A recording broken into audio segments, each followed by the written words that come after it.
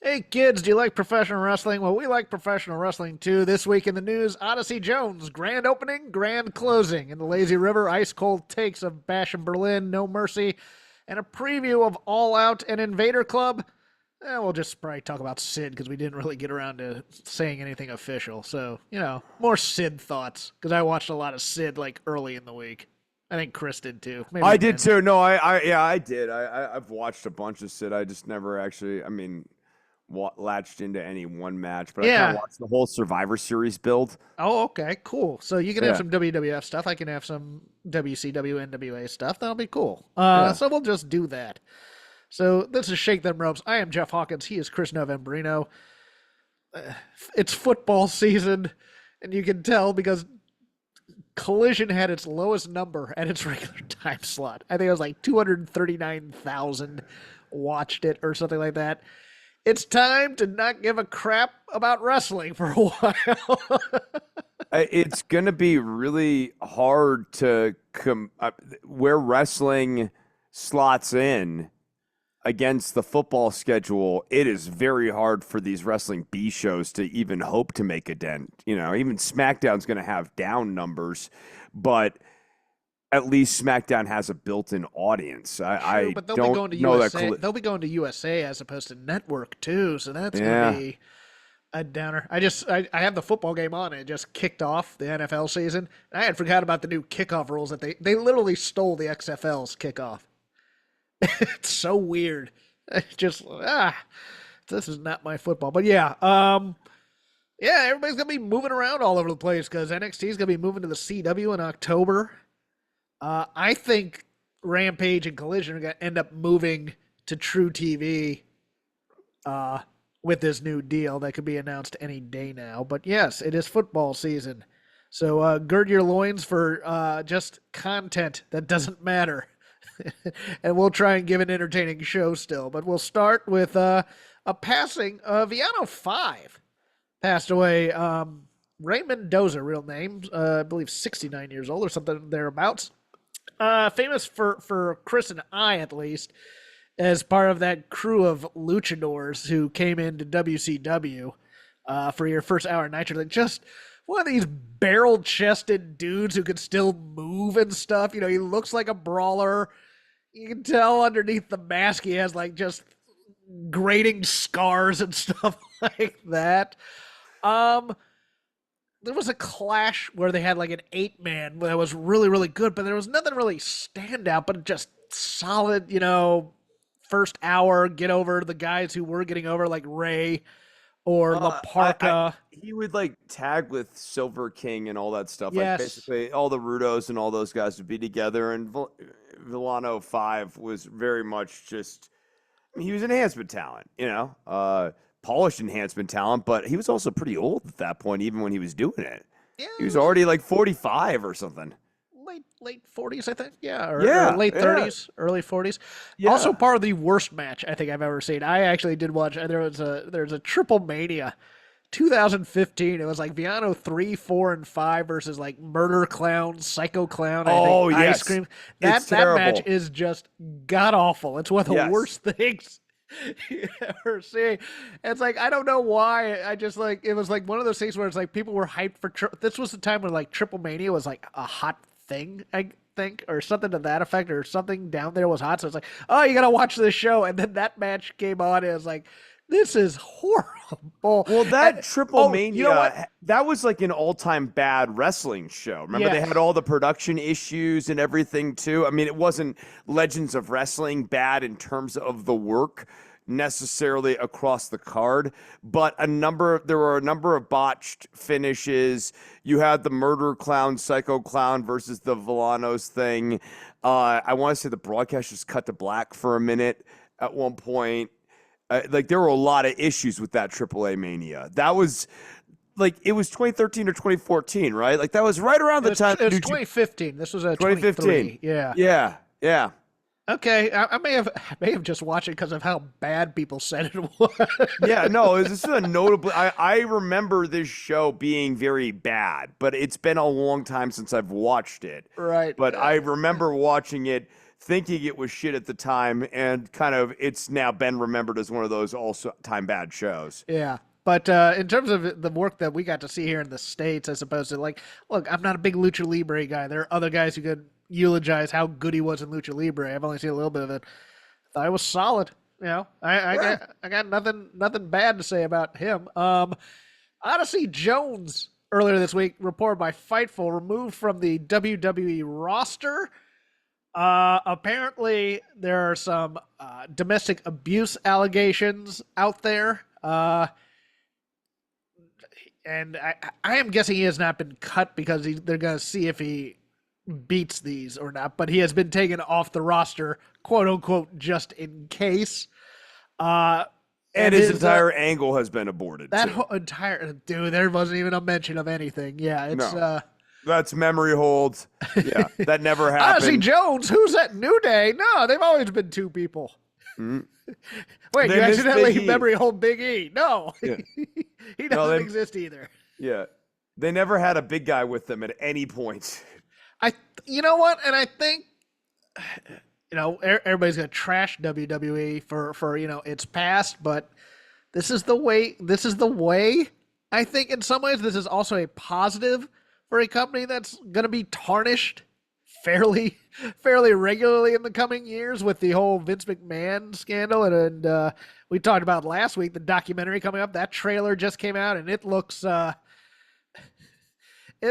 Vince is just out of touch with reality in terms of how people perceive him, et cetera, et cetera. So yeah, I mean, look. You don't fire a guy and go too far over the skis, but you don't say, hey, we're gonna defend our client here. Take him off TV, take him off the roster, and then you can quietly release him afterwards if he's found guilty. Yeah, I mean, I think one way or another, Odyssey Jones is done. He'll never get another push like this by this company ever again. Because it's not just these domestic abuse allegations. There's also his prior posts and stuff. That's right. I had forgotten all about those. Yeah, all the transphobic stuff that was out there. And it's not just the transphobic stuff. Like he was a poster. He likes to post bad crap. And so like you start to wonder if there's just a body of work around this guy. And that it's not worth the investment. They literally teach you in WWE, I think, when you get signed, wipe your social media feed. Yeah, right. Wipe it. And pay for a company to do it. Don't just do it yourself. Pay for professionals to go in there and say, hey, we need this stuff, memory hold pretty much, and get it off the Internet Archive and all those other things. Yeah, I had forgot about that. And even if he does come back, I mean, you had a big angle going, and Triple H is maybe better at Vince than this, but if they've decided to push you and you screw it up, they don't forget those types of things. No, and especially it's, all Xavier Woods said is we didn't have anything to do with this, but it does sort of seem like Woods and Kofi are completely washing their hands of Odyssey Jones as well. Wasn't our idea either, probably. Yep. Yeah, so they've washed their hands of this entirely, and I've even seen some murmur of bringing back Omos, basically to do the storyline. Oh God! He apparently goes on up, up, down, down. No, he's a fun character. Don't get me wrong, but he is a once a year attraction. Let's put it that way. I know, but you're right. No, you don't need to actually do like he doesn't need to become a full-time wrestler again, but like if they actually want to do the storyline, they have other people they can do that story with. That's very, very true. And then, all the members of the Final Testament or something can just run into him for a bit because they all know what to do there. Mm-hmm. And better news for WWE, Asuka has decided to re-sign a multi-year contract. She is still out on injury leave, but looks like probably this is the last deal, I would guess, before a Legends contract, given that she is in her early 40s. She's a pleasure. She's one of my favorites.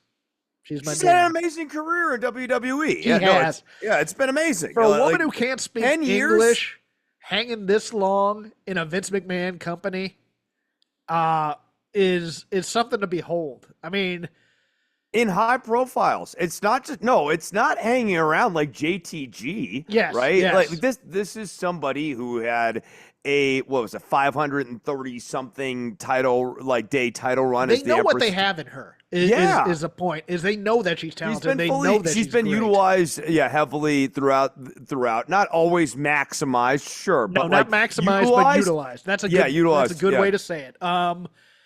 And very, very well liked. By people backstage, by talent, et cetera, et cetera. You would be hard pressed to find somebody who has a crossword to say about Asuka. Let's put it that way. Yeah. Um, I hesitate to put this on the rundown, but I'm going to talk about it anyways. I have not read the filing, nor do I really want to, but it's news. As reported by the Wrestling News, Brian Last outfit out there with Mike Sempervive, 3 former talents terminated by AEW have brought a lawsuit against All Elite Wrestling, among others. The suit, brought by announcer Kevin Kelly and wrestlers Brandon and Brendan Tate, a.k.a. Dalton Castle's boys, was filed on August 30th in Philadelphia County, Pennsylvania Court of Common Pleas by attorney Stephen P. New, who's Coronet's guy, and Benjamin Barron, is seeking to void the arbitration clause of their talent contracts, as well as requesting the court certify a class action suit against AEW over claims the company is misclassifying its wrestling talent as independent contractors rather than employees. Also, part of this suit is that whole Ian Riccoboni, Kevin Kelly dust up within corporate speak. And here's what I will say without having read the complaint. I think these types of complaints going after the independent contractor clause are folly. I don't think it'll ever happen because it's going to be the onus is going to be on the talents for signing it. That said, I don't think people can just dismiss this stuff offhand, no matter what I think of Stephen P. New. Nothing personal against the guy. I've just kind of looked at other filings he's done, and he's a one person shop out of West Virginia who's a big wrestling fan. I'm just saying it might be my big loss snobdom coming in here when it comes to him. But that said, both Kevin Kelly and the boys have some smoke there in terms of dealing with AEW corporate. Now, look, the Tates issue was on them. They were knuckleheads. They didn't want to fly. They didn't want to drive out to a different airport to fly to an international show, I think it was, or something to that effect. So they kind of no-showed a gig and they got fired. But Tony Khan went on record and talked about it. That's a bad thing. What you need to learn to say is nothing. All personnel issues will be handled internally, and we have no comment at this time. Thank you. Next question. But Tony was a little bit open about.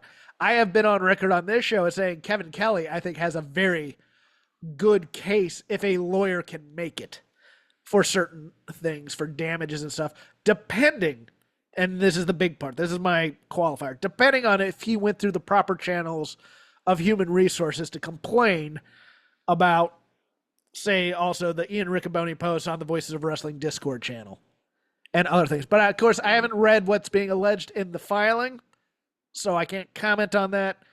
Do you have any further comments about this whole thing? I don't have any. Okay. It's like the independent contractor thing. I don't think the time that's finally going to get resolved in any way, shape, or form. It's not the Rosetta Stone, the Holy Grail. It's the white whale. Wrestling lawsuit. Right. Yes, it's the unicorn. Yes, Moby Dick is a good one. Yes. It's the Moby Dick white whale of wrestling, right? Like it's the union. The wrestlers union will always be the amazing fantasy of if the boys just had a union, it would be better. That said, it would be amazing if all that glut of mid card talent in AEW unionized. Oh my god! And we're the first. Oh my god!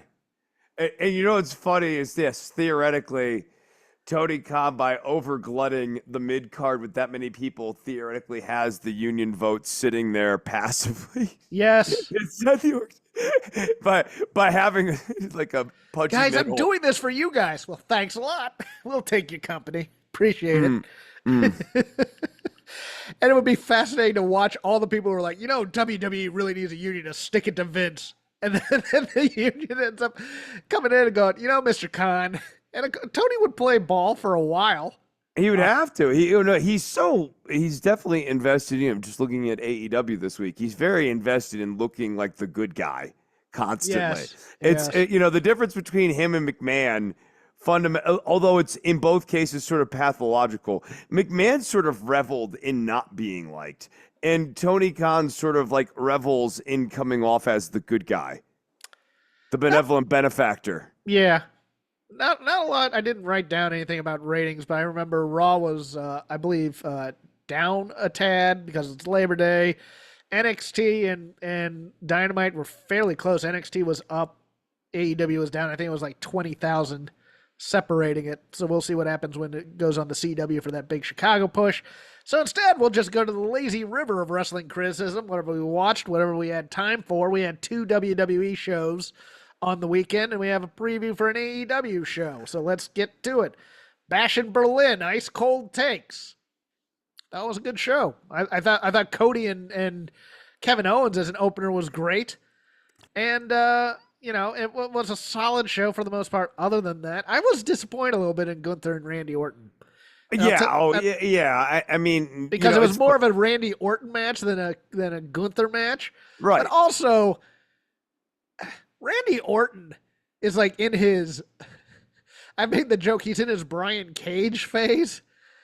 He's not the thin, lithe, tall guy anymore. He's a beast. He's bigger than Gunther now. That should have been a Hoss match, and it wasn't. It's weird. Like yes. Orton's modern match, I think calling it lazy or whatever, I did not call it lazy. No, you didn't. No, you didn't. But like, I was about to say, I feel like that's like the obvious cliche about it. I think what's frustrating about Orton, especially as he goes through these like body transformations, and he's had multiple throughout his career, is that like the match style doesn't change to reflect the new body. I don't need him jumping off the top doing cross bodies like he did when he was like in his early 20s. Yeah.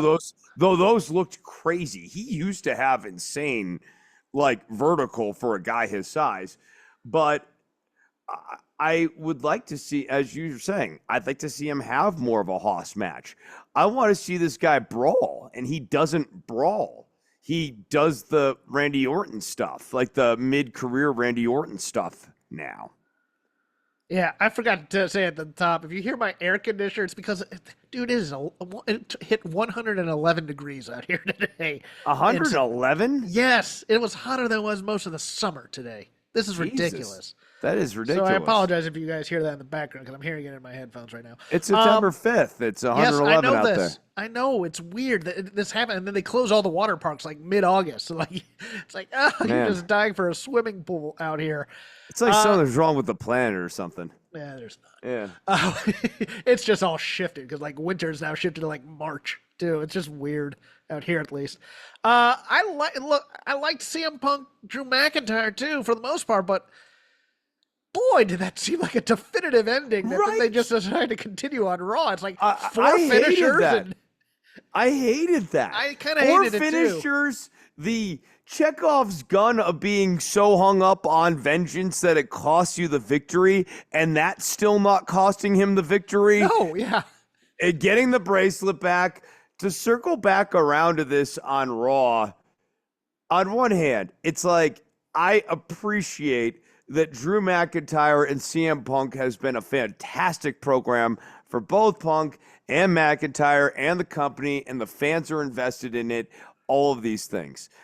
On the other hand, I can't help but feel like if you wanted to continue this after Bash at Berlin, you've got to just book this match differently. Yes. McIntyre needs to win. Yes. He needs to win by like handcuffing CM Punk so that he can't even move to get to him. And Drew McIntyre's mocking him with the bracelet as he's touching all of the things, and he's dangling it in front of Punk, and Punk's like crying like, I'm gonna kill you. And Drew like is cackling as he's tapping each one of the things. You know, I think we bring this up last week. There's a lot of parallels in some way to the page Swerve story over on AEW where it's like they're booking things weird in terms of not getting to what they want to get to, Well, and it's ruining. this week, Swerve Strickland is a great guy that we've always loved who cares about families. And I Let's won't hold hear on. otherwise. Yeah, no, you would think, yeah, Drew would kind of do that whole strutting thing. I like that idea, dangling the bracelet, and then Punk just cannot take it. On Monday, he comes in, he's the hell with this. I don't care about rules. I don't care what you think about me. I just want to beat up Drew McIntyre some more. But yeah, you have him on a quest begging Pierce, what do I have to do to get this guy locked in a cage? Like, I don't want to be able to escape. I don't want to, I don't want to outside anything. Basically setting up the cage match that they need to have to blow this off. But Punk needed to lose here if you want to continue this feud. But the way they did it, it was like they were so hung up on having a feel-good moment for the crowd and then splitting the baby and continuing the feud afterwards. Yeah, no, that's a very good analogy there. The other two matches, the women's tag match was okay. You know. And then I didn't like the Terror Twins versus the Judgment Day because it's that whole thing of one guy beating up a stable of geeks, and it's just like it's like let stables have some credibility where it's not four guys just getting beat up by one guy, et cetera, et cetera. That's not my jam. So it was fine. There was nothing insulting about it. It was just, we needed to figure out a way to extend this feud somewhat. Yeah, and my biggest critique of this show is there was just a little, and I get why they did it from a business standpoint, especially when you hear how much they were charging everyone in Berlin. Oh my God. Did you hear how much these tickets were, Jeff? At first or at the end? At first they were expensive. I remember that, but they eventually came down a bit. What did you hear? But people were paying upwards of 2,000 euros. Good Lord. I know. So like crowd was hot though. I mean, that crowd was happening. hot. But I also think when and then when they were announcing, highest grossing gate ever for an arena show, that's how they got there. Is they were fleecing them, so they needed to make sure it was a feel good show. And I think that's the one thing that hurt this show in terms of the art value of it is that like you had certain finishes and stuff that were designed to be crowd pleasers and would have been perfectly fine as one offs, but they don't really think about what's happening, this Monday. Yeah,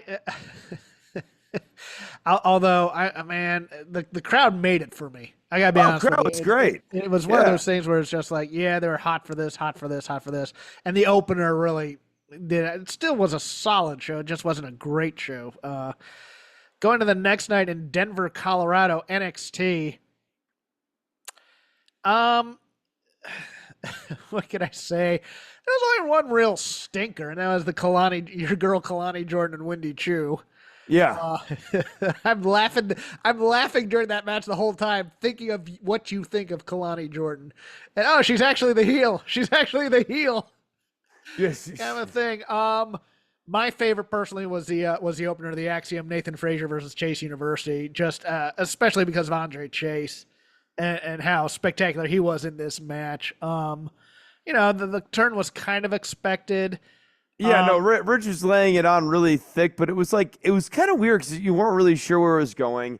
Again, we're, always reversing where it looks like Axiom and Frazier are going to split up, and instead everyone who goes up against Axiom and Frazier splits up. Yes. Which I actually kind of like. Like they're That's kind of funny. They're kind of like the rock that everybody else smashes against.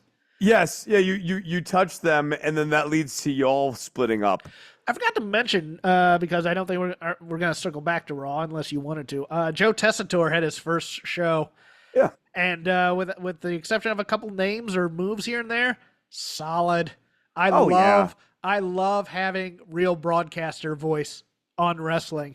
Like back in the territory days, you'd get like newscasters and weathermen and stuff like that who Bob Cottle, Dave Brown, they'd give gravitas to it. People will kind of great at when he gets excited because he can sometimes force it on college football. But I think once he combines it again, it's going to be Morrow without the rap references. I think he's going to be fine. I really did enjoy his presence on Raw. Yeah, So good. I liked him too. I thought he was, And Wade's the right choice, as it was told to me yes. yesterday by my partner over on the Dynamite show, because Corey would be trying to do Bobby Heenan with him, and Mhm. Wade's a little bit more straight at No, Wade being a heel. actually was helping out on move calling at various points. And I thought he was very, very graceful about doing it too. He was always helping and assisting, never correcting, but doing it in a way. I distinctly remember at one point Wade coming in and sliding in saying Sambo suplex for Yes. Joe Tessitore. And that's just one of the several occasions in the evening where I thought Wade was very, very good at helping guide someone through their first night without stepping in and doing their job. Without making him look bad either. Right, exactly. No, Tessitore didn't look bad. It didn't look like this is the Wade Barrett show. It was really nicely done. Roxanne Perez and Jada Parker was my other highlight. Jada Parker over delivering Yeah, in that. no, right? It's really interesting who seems to get wrestling kind of on a more primal level, and in a weird way, being a gymnast, from what I'm seeing in NXT, seems to work against these women in terms of adapting to the ring. And the women who seem to be making a better adaptation are like kind of the more physical athletes. It's interesting you say that, because I think the best thing said about this was Brian Alvarez, who has taught gymnastics, and he mentioned Kalani Jordan's first match being a really good wrestling match, and then they decided to make her a gymnast doing wrestling moves, and I agree. Yeah, Jada Parker comes from women's soccer. She played women's soccer at Yeah. LSU, I believe, and so she's learning. She's not doing she's not kicking the ball or anything in the ring, as opposed to the gymnasts who are doing their gymnastics in the ring. And it's one of those things where it's like, yes, Ole's right. You got to make it look like a fight in some ways, and And gymnasts Jada don't. Parker already has that kind of aura. It does sort of feel like a fight with her. Yeah, and I think look, Roxanne's phenomenal. Yeah, she's great. Yeah. Despite being diminutive, she can help somebody through a match. Yeah, I liked this a lot. Um, I everything wish else, this feud had had more time to yeah, sort of breathe and be something where you could legitimately believe in Jada Parker, or even if you didn't get all the way to believing in her, really vibe on her story and have a clear sense of who she is coming out of her title match. like that And I feel smack should have been like week 2 of a 6-week build. right, rather than and she should have gotten, she should have won the battle royal before the last pay-per-view, and we have this 6 weeks of her as the number one contender, maybe fending off some challenges to her number one contendership, having some promo. It really let us know. The point of Roxanne Perez as a heel champion is not Roxanne Perez, it's all the people she's against. Yeah, So don't waste these opportunities to tell us who Jada Parker is. I'm gonna save Obafemi and Tony D'Angelo for the last, because I really want to talk about it a little bit. Zach Wentz and Wes Lee, it was good. But it's also like one of those things where it's like it's a grudge match and they're doing flippy do stuff, and it's Right? just like, Yeah, right. So, like, on one hand, Zach Wentz is an exceptional athlete, and I know I'm super down on the guy, so I want to just start off with like his positives. right. He's a great athlete. He does some incredible things. That said, he does not seem to understand wrestling psychology in the slightest, nor have any real interest in wrestling psychology. It's the Brian Cage school of get your shit in and make that shit look cool, and he does that. But like this match, there should have been a story in this match. There should have been hatred in this match. And there had to be a lot of narrative beats in this match. Like there should have been, because these guys have a long history. There's a lot of story that needs to actually be in a heated, bloody grudge match. And that wasn't really there. And I think the story that I guess ultimately they decided to tell is that Zach Wentz belongs in NXT. If I'm trying to understand everything here, Wesley says to Zach Wentz, "You screwed up. You did your little Hitler impression a couple years ago, and that got you fired. Whoopsie doopsels." And while you were recovering from all of that, Been a heck of a week for Hitler, by the way, but we'll talk about that after the show. I got to feel bad for that guy. He's really taking it. Yeah. So Wesley, wins the singles title, basically does establish himself as like an elite level talent, like an all-time great North American champion, everything like that. And then he turns heel going into this match. I think what needed, to me, the most obvious thing in the world here is that Wesley needed to show to Zach Wentz in a heartbreaking way, I've completely outclassed you. Yes. And you are not on my level. That's a better story. When I say this, I mean it. You don't keep up with me anymore. I'm Sean, you're Marty. And instead, we have Marty beating Sean. That's the story we're getting here. Yeah, and the added difficulty of Wentz getting the TNA X Division title the previous night on the TNA show kind of hampered that. Ethan Page and Joe Hendry I hated only for the ending, because it was my same issue with the Okada Kyle Fletcher match on Dynamite. We watch all that just for a nut shot. 1, 2, 3. It's like, screw you. No, it definitely, it's jumping rails a little bit, but like Okada's matches are in real danger of being tune out for the first 15 minutes of the match and come and catch the final 5. But then they had like on social media they did the handshake deal with Joe Hendry and Shawn Michaels. It's like, hey, anytime, blah blah blah. It's like, dude, he just got screwed out there. It's not like you don't shake a guy's hand and go, good game. Well, there's like that, and then also the fact that Joe Hendry was like, I'm here for a long time to stay, leading into all of this. And now he's not. You know what's going to happen. And I can't. Ethan Page is going to be a surprise for Royal Rumble. And, most people know him because, he's the NXT champ. And then they'll have Joe Hendry come in and throw him out, and nobody in that arena will know who Joe Hendry is. Yeah. Real quickly on Joe Hendry too, I saw a really fun interview from him this week talking about the writing of the theme song. And my goodness, Jeff, Hendry put a lot of thought into the writing of the theme song. He was actively involved in it, but he got as granular as BPMs, thinking about how many beats per minute are actually the optimal BPM for crowds to clap along to. Chris, the best songs are written on a napkin in about 5 minutes in a diner when you need one last song for the album. That's what I've learned. But tell that to Joe Hendry, my man. No, a lot of people believe in this guy. The Hitler joke was about the what's the guy's name? Not Tyler. I can't even remember his name anymore. The conservative pundit who's now just doing X shows. He had a historian who said that Winston Churchill was the bad guy in World War II. Oh, I still remember years ago when Marianne Williamson put out one of my all-time favorite tweets ever on that website, which is, I apologize for tweeting a picture of Hitler earlier. I had too much coffee.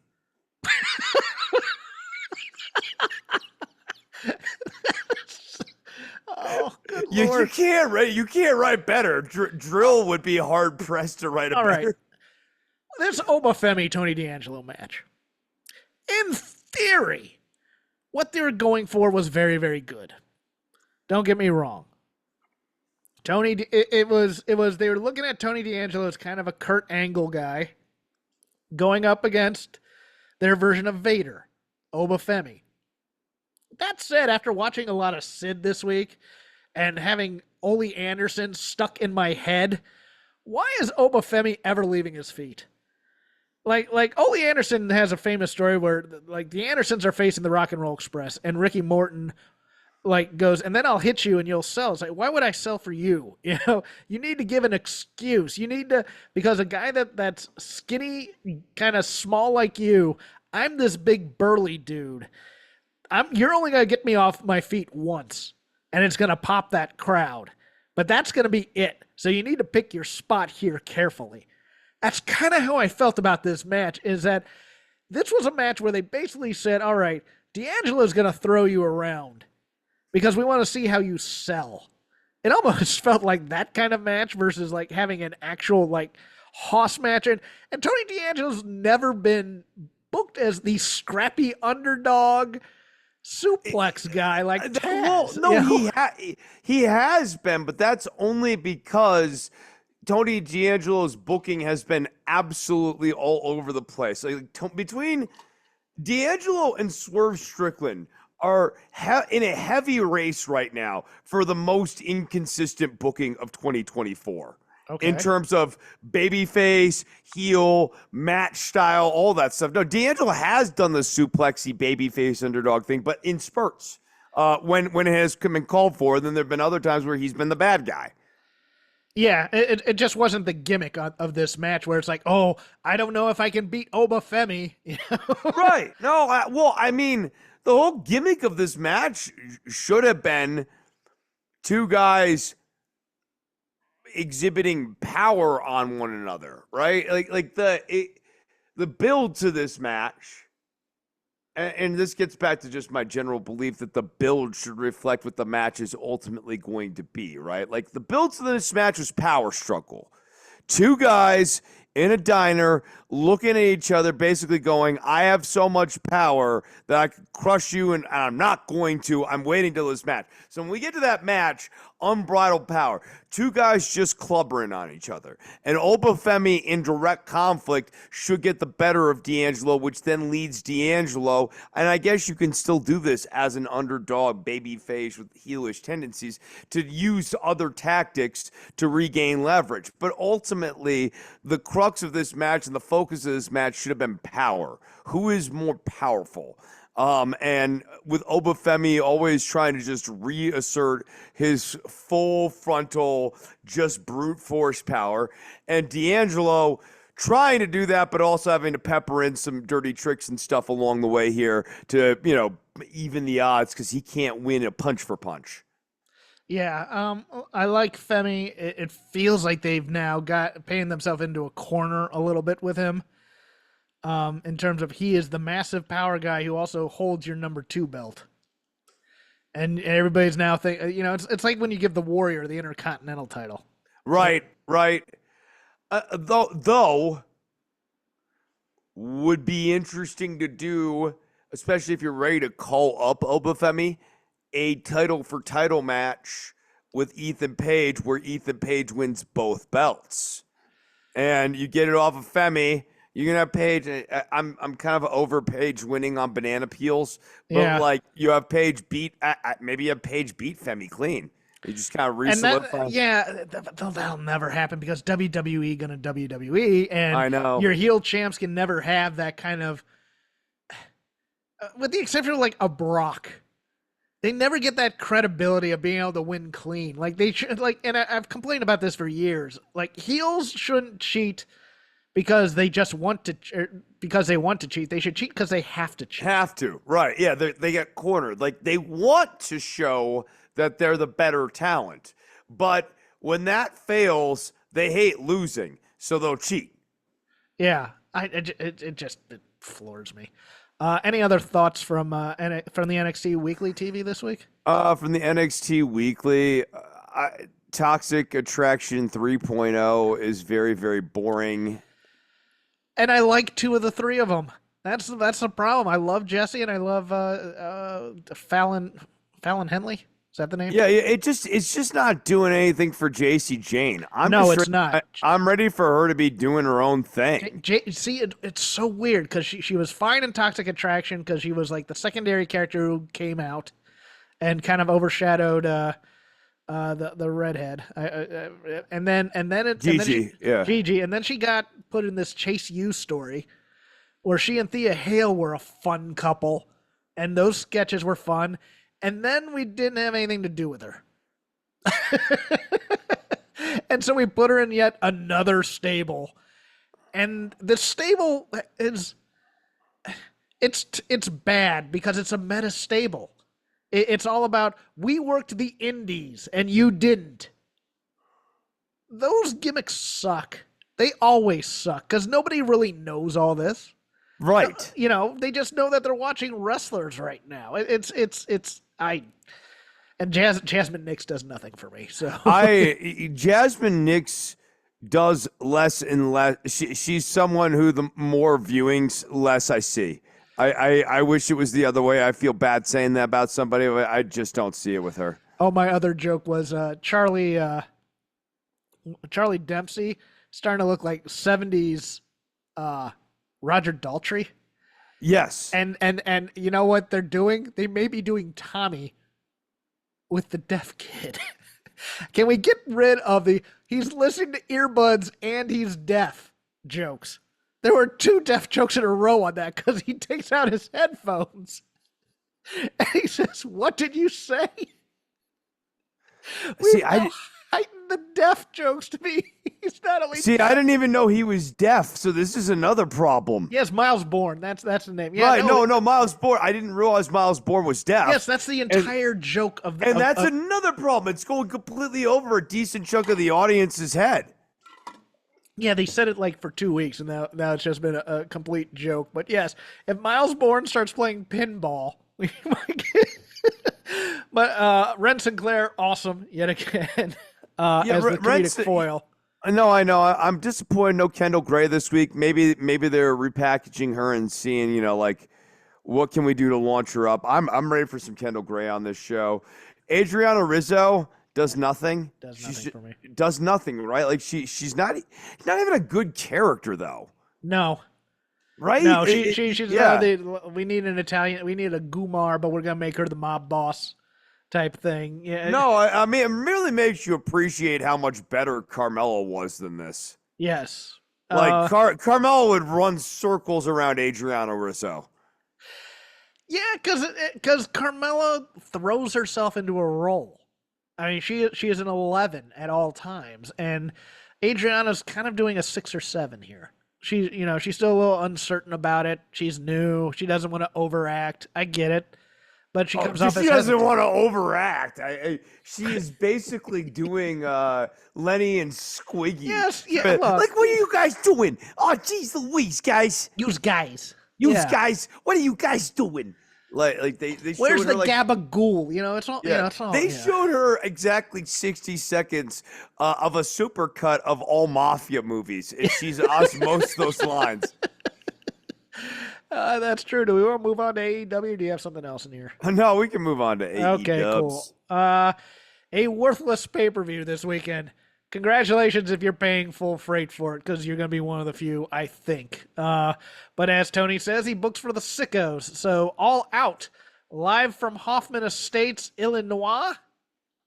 A 8-match show that will probably be expanded to about 15 by the time we're outside of Rampage and Collision. And this felt like cramming for the test a bit. It did, the Dynamite show, which we will interplay in this. Starting with a singles match for the AEW International Championship, Will Ospreay versus Pac. Like, I'm not even expecting any title changes on this thing. I'm looking at the thing. I was like, nope, and nope. But do you think Pac wins this? Maybe just given that they're to get setting up Ricochet. Right, maybe just to get Ospreay the belt off of Ospreay so that he can move on past Ricochet. Like Rick, no, it's not happening. He just won the title 2 weeks ago. No, here's the part of my problem too, Jeff, is that everyone has a belt on this show, so I don't know what the lineages are of any of these freaking belts. And nor should you. And it's like, I feel like I'm watching the same Dynamite every week. I gotta be honest with you. It's like, okay, here's the conglomeration match. Here's, some members of the Kingdom. Well, this week, I mean, especially as we're building to Monet versus Sheeta, which we saw 2 to 3 weeks ago, I very much had Groundhog Day experience watching this Dynamite, where I was like, have I seen this show before? I actually caught myself double checking the date.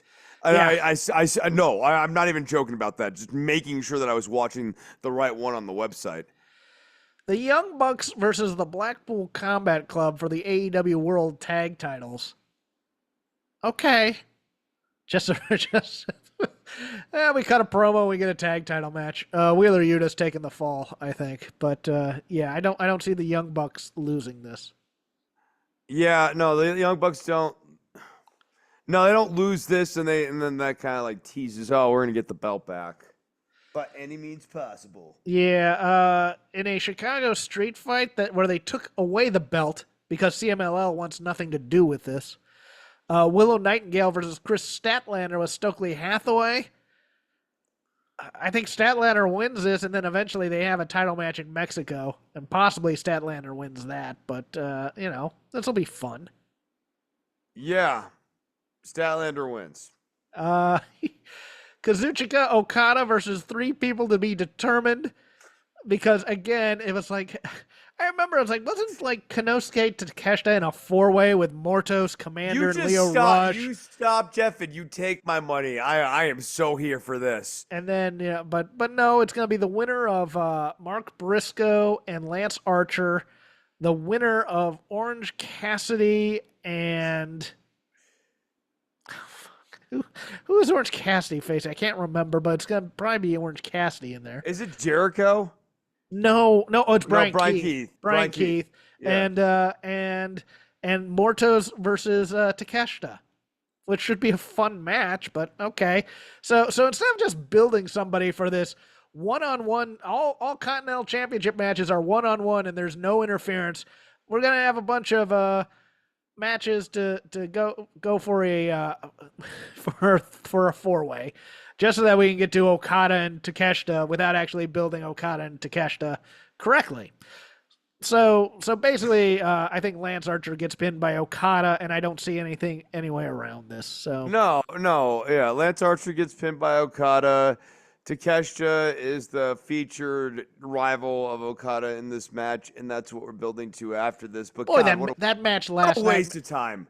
That match last night with Fletcher and Okada made me mad because hey, we could be building this Okada Takeshita feud because they're both members of the Don Callis, and Callis could be on commentary saying how Fletcher, he's going for his friend in the Callis family. He's going to beat down Okada a little bit to make it easier to get the title, etc., etc., etc. Nope. Instead, they're putting over Fletcher as young up and comer. He's gonna have his day someday. I hated Callis on commentary in this in particular for what he didn't do, which is he should have been livid at Fletcher at the end of that match because Fletcher got outfoxed by Okada. Yes, and boy, we watched a 20-minute match just to watch a nut shot in a 3. Right, and he should have been sitting there going like, he doesn't have the killer instinct. Okada did the right, like it should have been like basically he's mad that his guy wasn't more heelish. Tell us this story. Tell us that he is financially interested in bringing this Continental Championship to the Don Callis family. Right, that would be the other thing. And right, there's a financial interest in doing this. That Fletcher getting the win would advance that interest, and that Callis is mad because Fletcher is instead basically following in the footsteps of his buddy Ospreay and not actually getting with the program and cheating. And maybe even sort of subtextually be like, and he's not as good as Will or whatever, and kind of like putting that little seed in there on Fletcher. MJF versus Daniel Garcia. I did a thorough deconstruction of this thing on the Dynamite show if you want to hear it, but the basic thing was, look, Daniel Garcia had a decent promo. I think there's someone out there said make it personal, and so they've decided to make it uber personal as opposed to the personal feud. We're deciding to bring up everything from somebody's personal life and bring it out in a promo. But at the same time, that whole thing of it was like a scroller arcade game, Chris, where Daniel Garcia fights off these bad guys, gets to the boss, boom, game over. Oh yeah, I was gonna say this is what happens whenever I play Streets of Rage in the arcade. Donkey Kong has beat him. I don't know really how much I love Your Mother's a Whore as a promo structure. You got hair plugs in Turkey. Yeah, your mother's a whore. Like, all right. Cool. You can't keep a woman. Ha ha ha ha ha. Oh yeah? Well, your mother's a whore, and I'm gonna sleep with her. Like, That You was have impotence problems because you were molested as a child. You can't. You don't want to. right. Like, I don't know. This just, I, I think there is for some people this idea that stuff like that we are parroting, but is basically a literal summary of what the latent content of the promo was. You've I had think depression issues for years because your parents got divorced when you were very young, and you've never rectified your issues with your father. like I just don't think that these are great wrestling No. beats. They don't do anything for me on that front. I don't.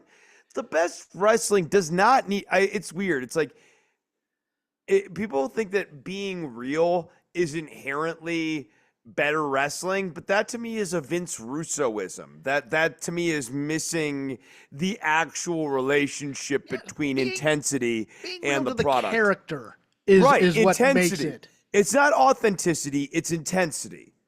Yes. Yeah. Just it's like Dusty is a complete fabrication But he's of Virgil intense. Brunnels, but he's authentic. No, he's intense. He's not And authentic. he's He's intense. intense. Well, it's authentic for Dusty, but yes, Yeah. he's intense. Yeah, it's Well, no, you said he's a complete fabrication. That's what I mean. Like, well that he's yes, not. no, I Yeah, I get- he's not. Yeah, he's not authentic, and but he's an intense character. Yes. And that's what we latch onto. Reach out to me, daddy. Like we relate to that. that was And- the note I forgot on NXT. By the way, is this Hank and Tank doing basically bad Public Enemy and Mystery Science Theater 3000 stuff? oh my God, they tough. are Rocco Rock and Johnny Grunge. They are Public Enemy on NXT. Just make them tough, guys. They don't need to be wacky.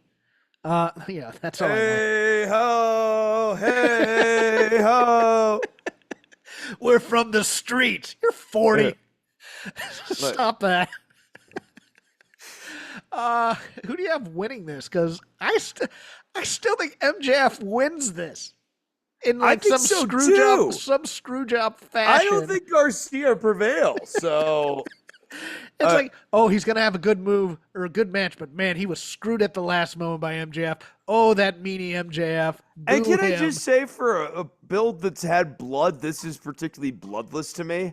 Like, all of this felt like the cheap way of getting to an intense feud. I never got to be emotionally invested in the fact that MJF tried to break Daniel Garcia's neck because I never got to see him in like a neck brace. Right. And I never got to see him jump him in the neck brace afterwards. I and never put him got to out see for the even more- rehab. I never got to see Right. him struggle. He just comes out one day. Hey, I'm all better. I'm going to break your neck now too, MJF. And he never had the match kind of coming back from the neck thing where Yes. he's still selling the neck thing. And Do I like, he still takes it- have it? Am I Right, still, he takes yeah. a bad clothesline. He's really favorite. Like we're just all of this. lazy storytelling? It's lazy, right? And that's why they have to go back to your mother's a whore. Like that. They no, because they don't do the real work.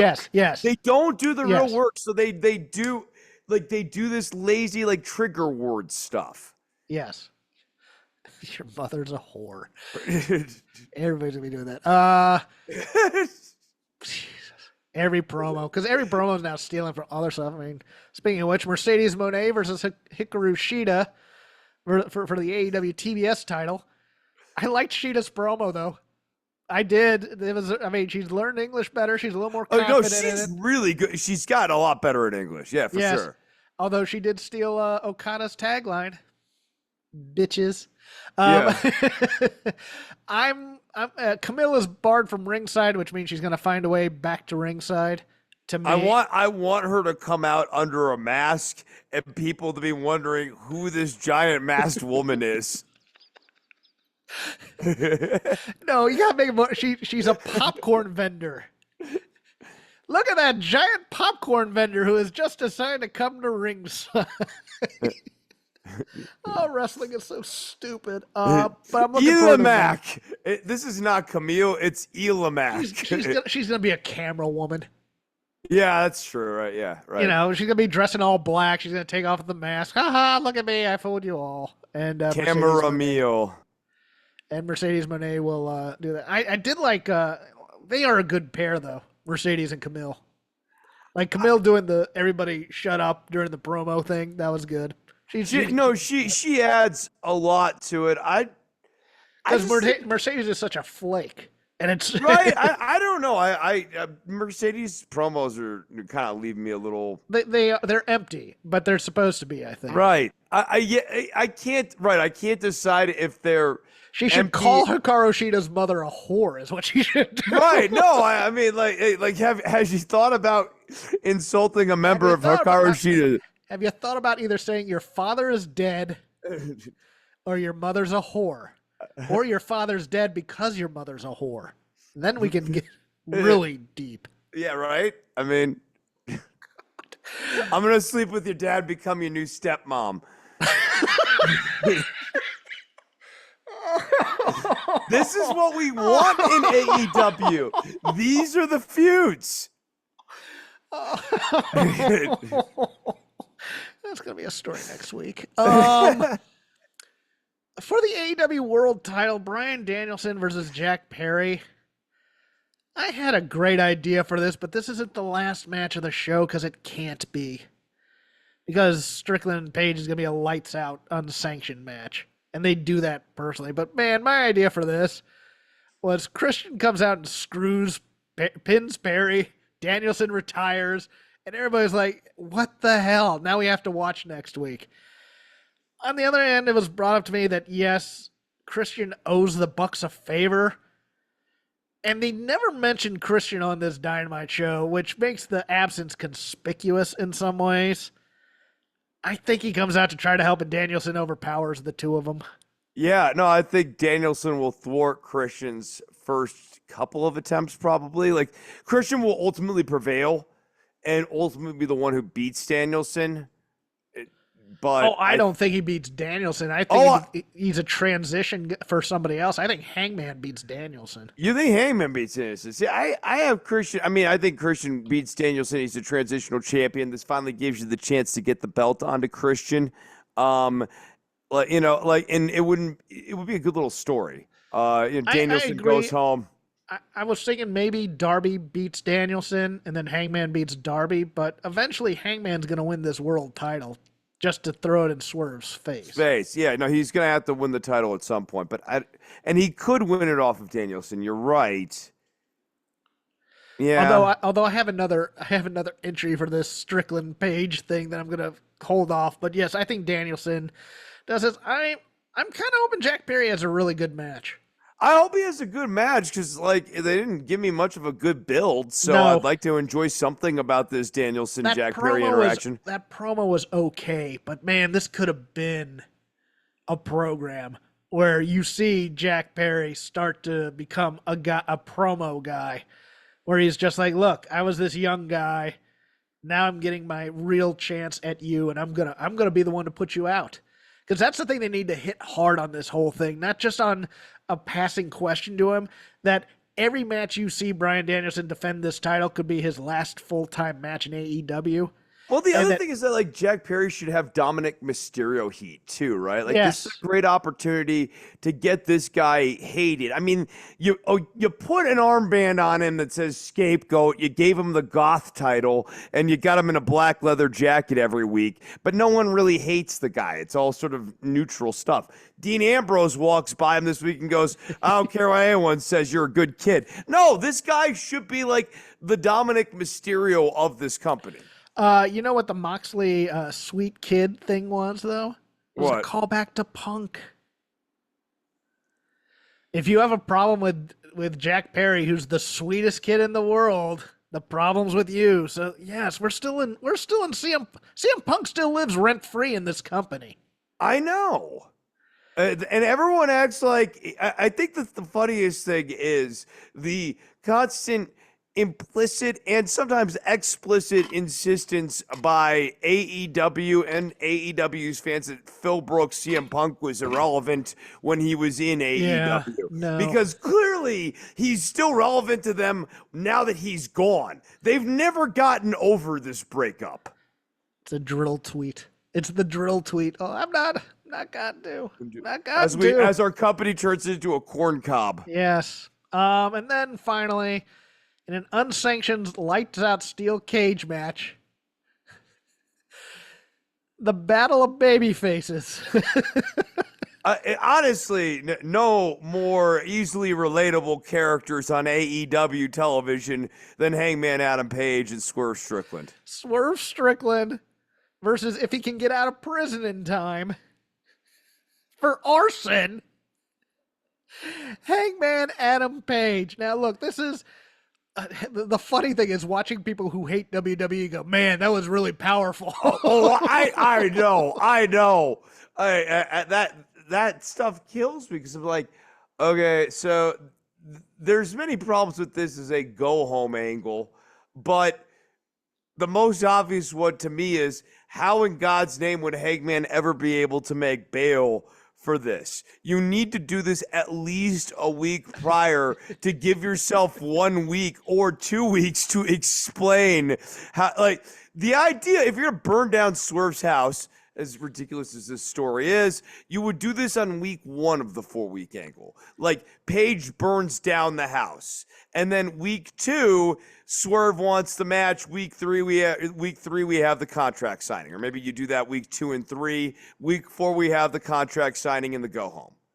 But you can't do this 3 days before on camera because even the crowd knows this is arson. Randy Orton did this to Bray Wyatt in a match. This is all the fault of the Monday Night Wars, these types of things, because it used to be, you get hit by a car, maybe a little bit aggravated assault, not quite attempted murder. We're going into high crimes now. I mean, this is also the fault of like Lucha Underground and NXT, which are killing characters on their TV and stuff like that. Okay, but no, here's the thing.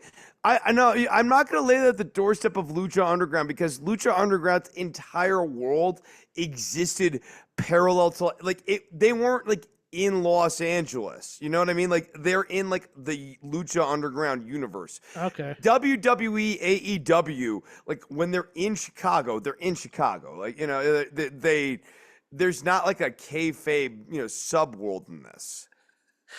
So Swerve Strickland brags about stalking outside of Hangman's house, and Hangman decides to go to the house that Hangman bought. The wording Swerve of bought with the money from his re-signing. Yes. Well, it was funny because the tweet was poorly worded. And so I thought he had bought Nana's childhood home and given it to Nana. But yes, this is Swerve Strickland's childhood home. And not only does he decide to torture, he decides to sit in a lazy boy, and with his back turned to it. As the CGI, this was CGI'd very poorly. The flames were so unbelievably close to Adam Page. If for some reason this was not CGI, this was incredibly reckless to have this guy this close to open flames. Well, they had the fire department there. Yeah. Who do you have winning this? Because I have Paige winning this. I think Paige wins this. Okay, and then we figure out where to go from there. I guess it's. I know, but what's killed me also is people are also saying, what this is. This is layers of character development. I go, no, this is you making that up because it's poor writing. Hell no, it ain't. This is the last 2 seasons of Game of Thrones when all they have is exposition left because they don't have the books and the rich dialogue, and you thinking it's clever because you like the product. Don't give me that this is like layered in any way. It's too. The thing is, it's 2 bad guys. So to me, the solution is Samoa Joe comes in and kills them both. But I don't think that's going to happen either. But we're still supposed to think Swerve is the babyface in this feud. I know. We're still, in the end, we're still supposed to like Swerve Strickland. And we're supposed to think that he is a babyface in this feud. I can't get there with this guy anymore. Oh, and by the way, can we? Kyle O'Reilly has taken a turn for the annoying. Oh yeah, Cool Kyle. We are fully back to Cool Kyle. We are back to Cool Kyle, and we need to stop this. We need to put a stop to this right now. I am not having this upstaging of Mark Briscoe in his promos, where he's pretending to talk. I just want Mark to turn around and punch him. Say, "Stop stealing my moment." I got nothing else for AEW. Did you have anything that stood out to you? I think Deanna Parazzo, I have been told that she's better in pre-tapes than she is in live interviews, but I thought even in this pre-tape, the line deliveries on this were unbelievably stiff. Oh yeah, they were stiff. She's not on Dynamite. This is a pre-tape for a Collision where she sometimes wins and sometimes loses against Thunder Rosa. I didn't understand the placement. I gotta be honest with you. The other thing that was kind of stiff, and it's explained by them watching an iPad, I guess. But that Roddy segment looked like they had forgotten to roll tape and have action, or to have action before rolling tape. So they're just kind of standing there for a beat doing nothing, and then they start chatting. Almost it's like, and go.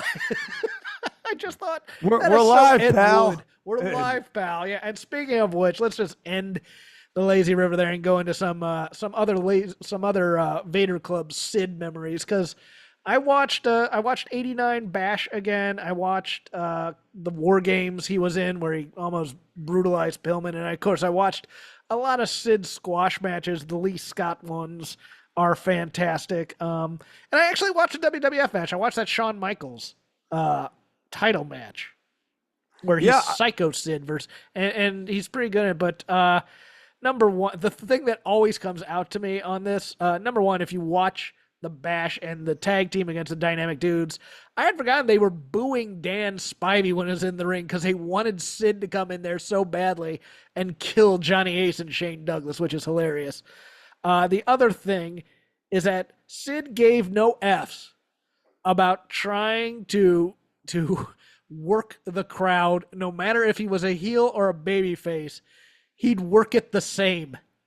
He yeah. was looking for babyface pops even when he was a heel. It was kind of amazing that more people didn't get angry at him about this. I think like that's got to be. Maybe it's just this thing. It's like we talked about this last time. It's that when he's doing it, he's not doing it in this sabotaging way. No. It's just Sid's way of doing things. This is Sid being Sid yeah. in so many ways. That latter stage Nitro stuff is terrible. I couldn't get through it. I could not get through it. I was like, God, I thought his 90 and 91 stuff wasn't good. But then I watched his late stage, the stuff with Benoit, and where they're trying to get him to be like an actual work rate guy, and you're just like, no. It's not how you use him. I am, as we are chatting right now, I pulled back up Sid versus Steve Austin, and let me tell you, I think that this is like, it's 5 minutes. It gets broken up by Bret Hart and Steve fighting it out, but I think Sid and Austin's really entertaining for what it is. This is right on. This is when he's still kind of. He's not the. Austin's not fully Mecha Austin yet. No, he's not. He's not Stone. He may have just gotten the Stone Cold moniker from being the ringmaster. Yeah. He still has the $1 million belt. He has the shaved head and everything, but he's not yet. Walking down the ring with a few Steve Weiser, Steve Austin with the glass breaking. He's still kind of having that like classical music thing going on, and I think he might still be with DiBiase at this point, or maybe DiBiase has left to join the NWO. No, he's already feuding with Bret Hart, so yeah, I think DiBiase's left at this point. It's 97. DiBiase joins the NWO in 96. Okay. You got the time. I got a lot of years on me, Chris. I can't remember all this stuff. No, I lived through friggin' I lived through that was like my childhood wrestling right there, 96, 97. Yeah, I mean the Bulldog Sting versus Sid Vader match is good for what it is. But yeah, they're looking to do more things with Sid in WCW, and then he just jumped again. Yeah, and I like the build in a lot of ways. I like the build to Shawn Michaels at the Survivor Series match. I was watching some of that. There's a super cut that's about 30 minutes that just kind of focuses on the prelim matches and all that stuff. I watched the the press conference after the '92 Rumble. I think where they're trying to like Jack Tunney's having this thing, and just Sid's in this like light blue tracksuit or something. Yeah, just seething. It's wonderfully horrible, is what it is. Yeah, no, I agree. Okay, No, yeah. I'm fine. I'm fine. Somebody is calling me, even though I said I was tied up and not to call right now. Okay, yeah, next week I'm gonna get some Vader on Vader Club for next week. I don't know what yet, but if you have any ideas, throw me some in Twitter. I'm at Crap Game 13. The show's at Shake Them Ropes on Elon Musk's X. Chris is Chris is on Spotify at it's at Chris Novembrino, right? Yeah, it's just Chris Novembrino. It's my name. Yeah, and then on Instagram at DOCTOR_NOV. We are part of the Voices Wrestling Podcasting Network. I also do a show on Fight Game Media on Wednesday nights called The Dynamite Show, about 20 minutes after the show goes off the air. Paul Fontaine and myself are live on YouTube. The audio drops in your podcatcher the next day for free. Look that up under Fight Game Media. Chris is going to plug his stuff. Yeah, go to my Spotify, Chris Novembrino on Spotify. Go to my Instagram at DOCTOR_NOV. Get guitar lessons from me. Subscribe to my Spotify. If you don't subscribe to my Spotify, bad things will happen. Finland will go to war with you. Yeah.